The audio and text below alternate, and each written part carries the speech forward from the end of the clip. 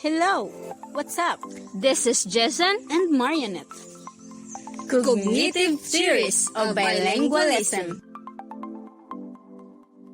What is bilingualism?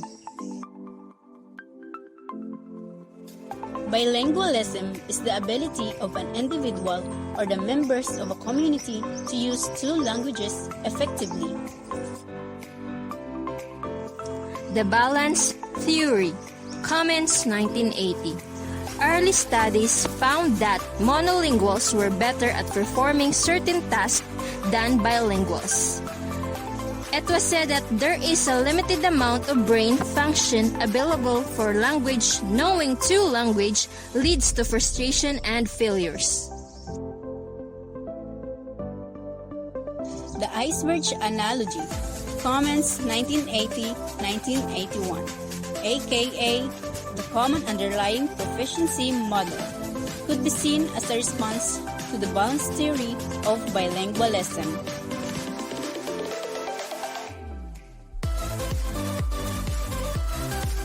Main points. The human brain is capable of storing more than one language. Bilinguals have the ability to use two languages because there is one part of the brain that controls both.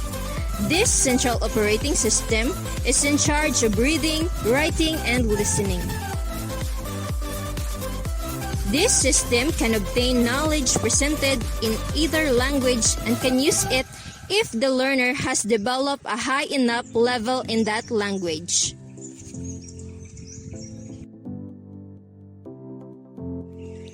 The threshold theory. Comments 1976. Tacoma and Scott Nabkingis, 1977. There are cognitive benefits to bilingualism. Also, bilingual students sometimes seem to struggle in school.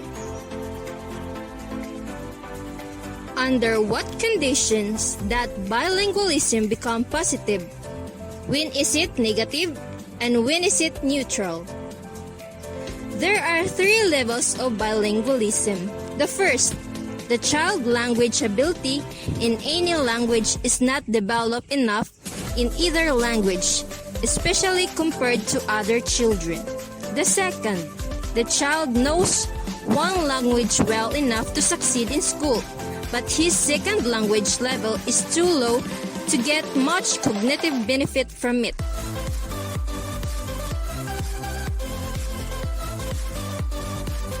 The top level is a child that has become good enough at both languages to succeed in school, balanced bilingual. He may then starting getting the advantage of bilingualism.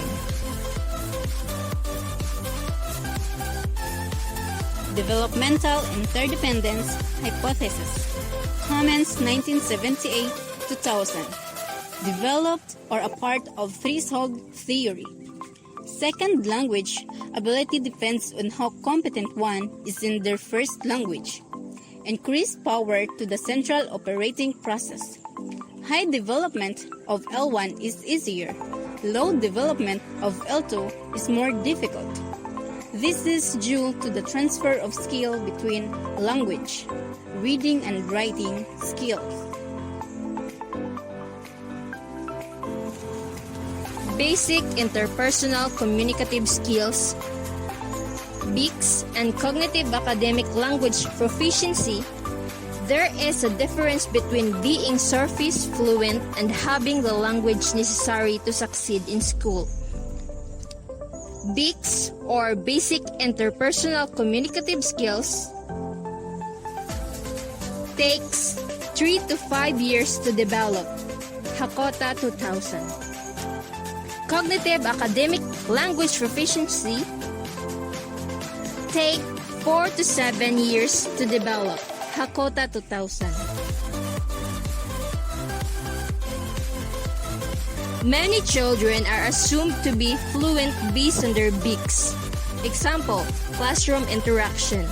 Without CALP, example, academic language, children can't adequately engage with the material or get as much benefit from it. Curriculum relevance of the threshold theory. BICS, and CALP, Central Operating System, must be developed through instruction, which should involve cognitively challenged with higher order thinking skills. Academics content, example, math terms. In language, through via linguistics, example, language conventions. And socio-culturally, socio-politically, example, status and power. This theory in curriculum, language is easier to process if it's in a context, and more difficult if there is a little context available to help process.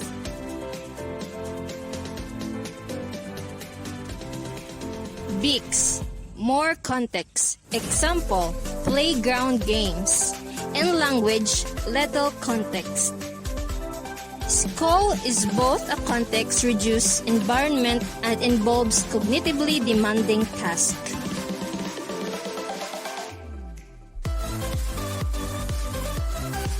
Bilingualism does not come at the expense of cognitive development, though unfortunately very prevalent in society. The balance theory is wrong. The central operating system is the core concept of the threshold theory. The central operating system can be strengthened through any language the student has a high enough level and development.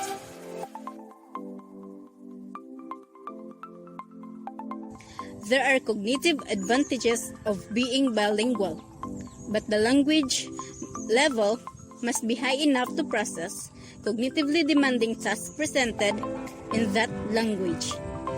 There is a difference between high context language or BICS and low context academic language or CALP, which is necessary for school success. Do not be fooled by surface fluency. It can take 2 years to develop BICS, but 5 to 8 years to develop CALP. If you have suggestions or queries, you can reach us at our Gmail account or comment down below. Thank you.